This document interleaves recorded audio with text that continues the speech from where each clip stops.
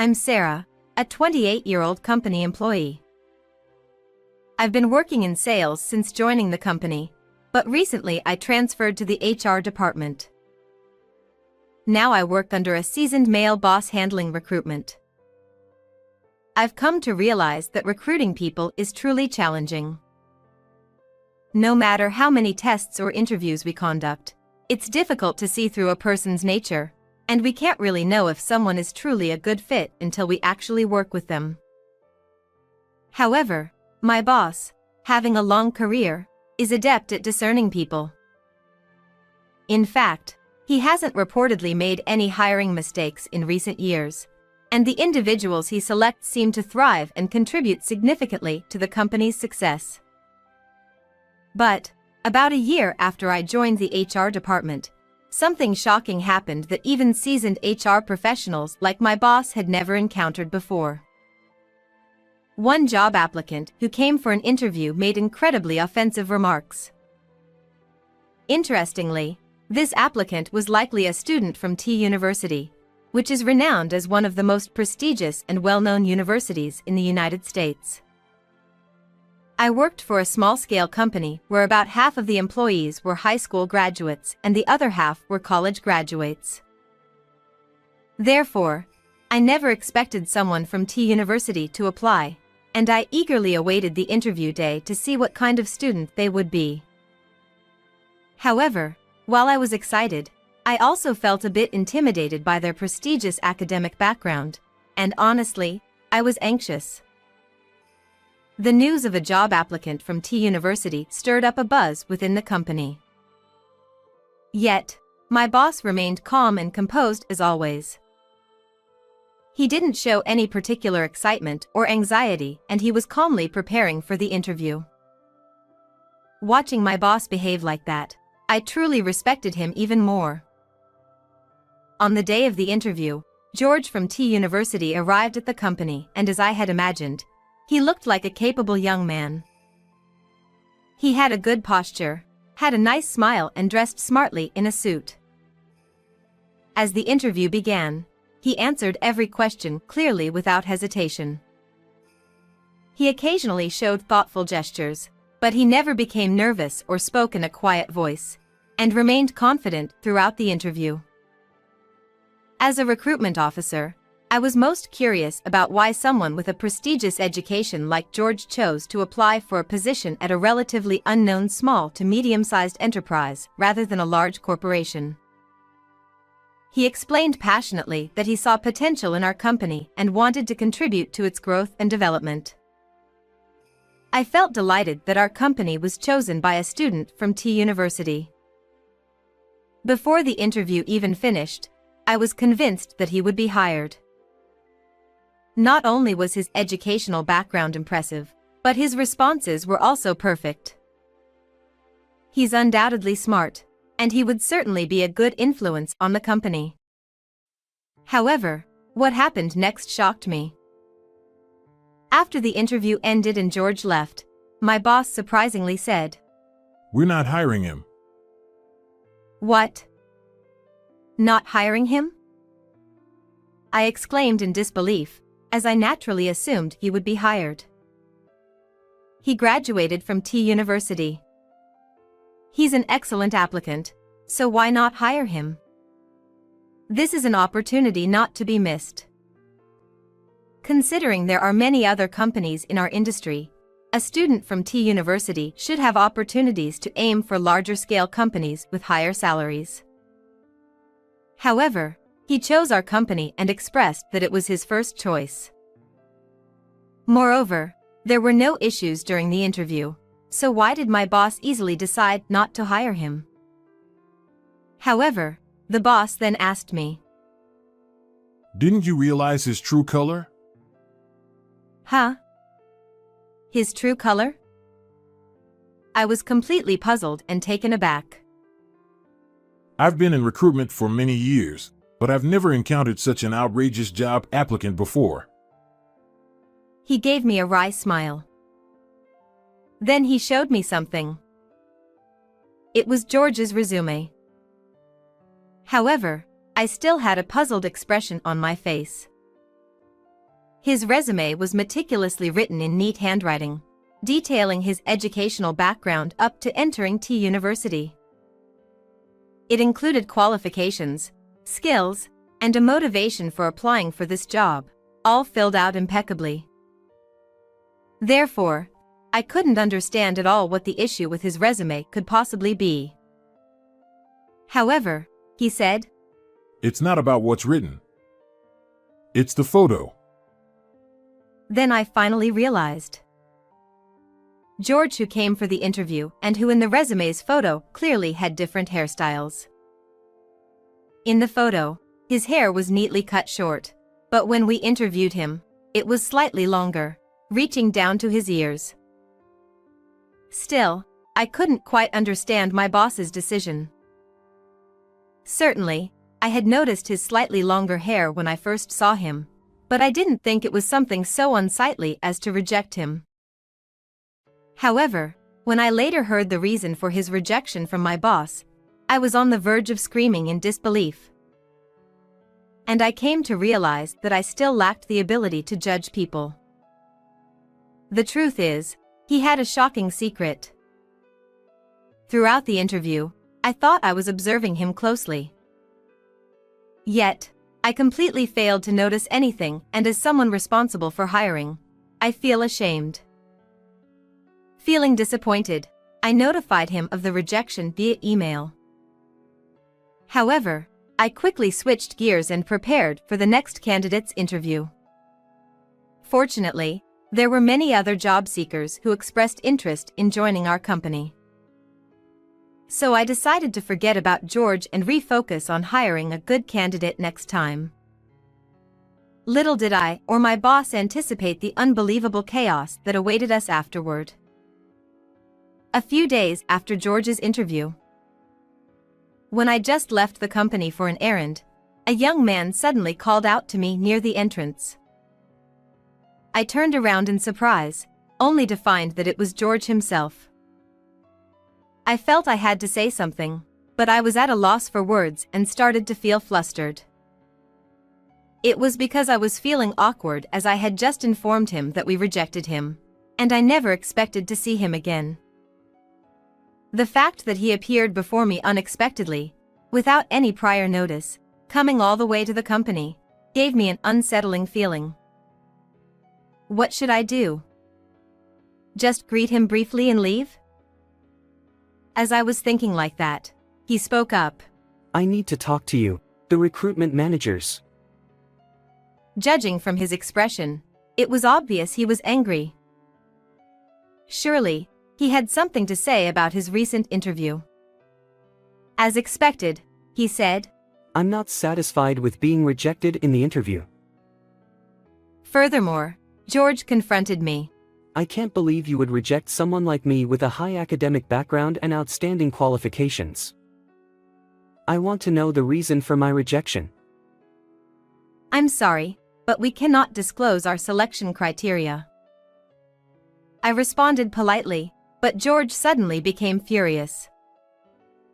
You're from such a small company, don't get cocky. George shouted.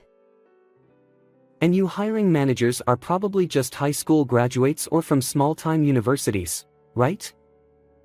You dare to reject someone like me, with high academic qualifications? What a joke. He continued to hurl insults, his face turning red with anger.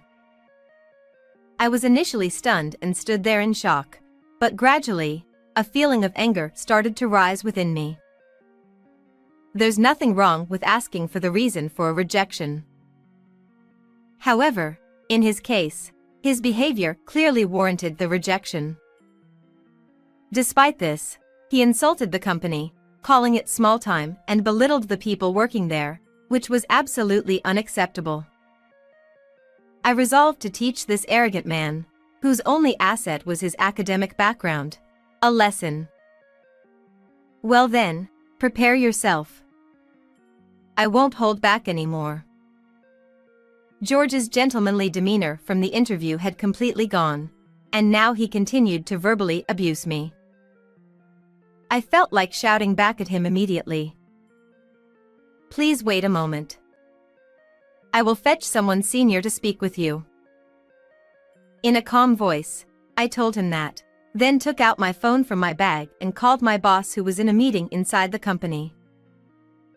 Despite being in the middle of a meeting, my boss immediately came out when I explained that George had come to ask about the reason for his rejection. Upon seeing my boss, George quickly confronted him. "Hey, tell me why you rejected me. I graduated from T University. My interview was perfect." He was about to grab him at any moment. I felt a mix of anger and nervousness at George, who was being disrespectful to someone who was much older than him.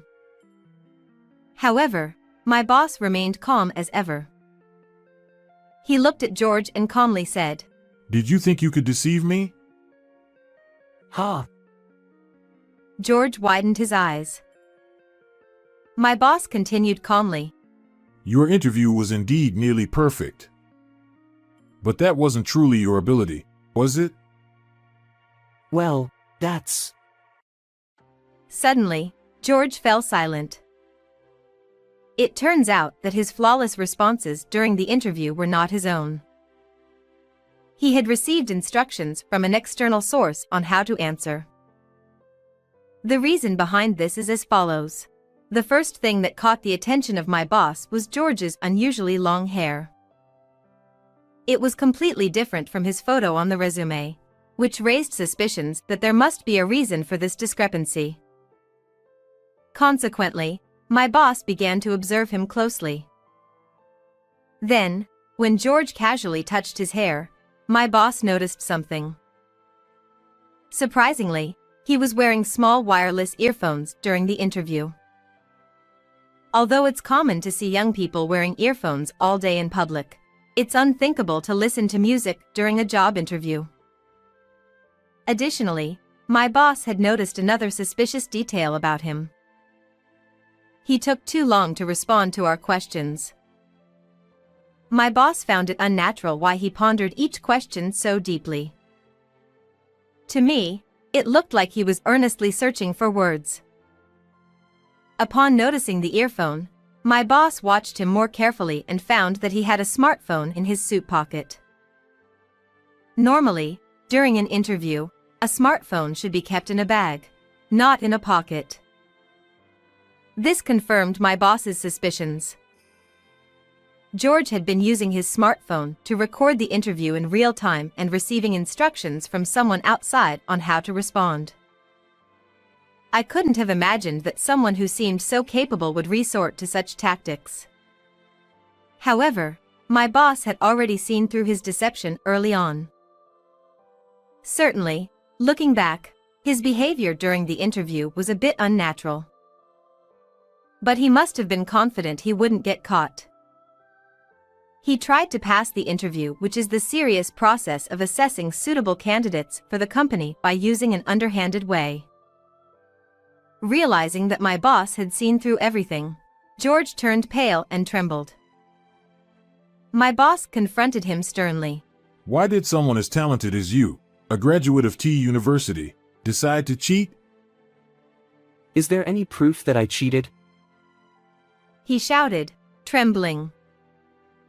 It seemed he still wasn't going to admit his wrongdoing, but he had no grounds left to act superior. I showed him the screen of my phone and said, I don't need any evidence when you're practically admitting it yourself. What? He froze again. What I showed him was a post from his social media account. After the interview, my boss told me about George's suspicious behavior, so I was secretly checking social media. When I searched with his name and university details, I quickly found an account that unmistakably belonged to him. On the day he had his interview, George posted on social media saying, Today, I went for an interview at a safety company. After that, as I read through his posts, I was left speechless by the audacity of the content.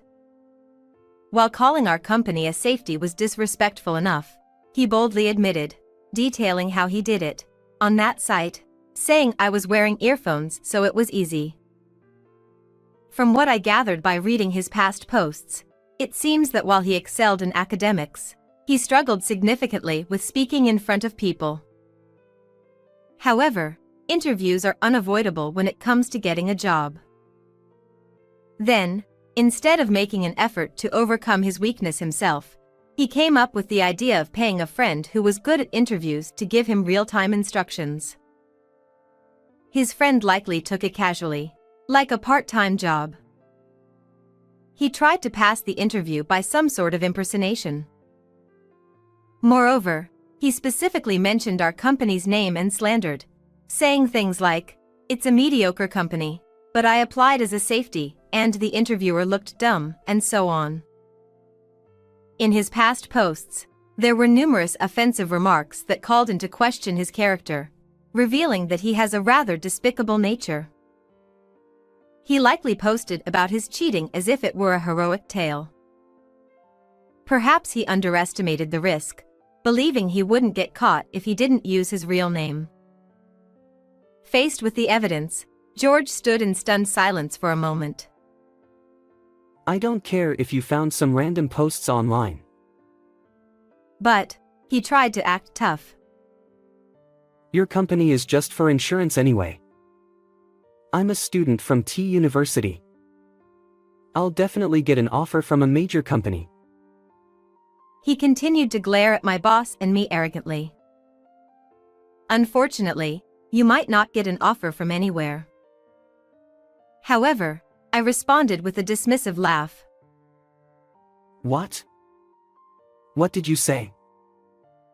George's face contorted in dismay.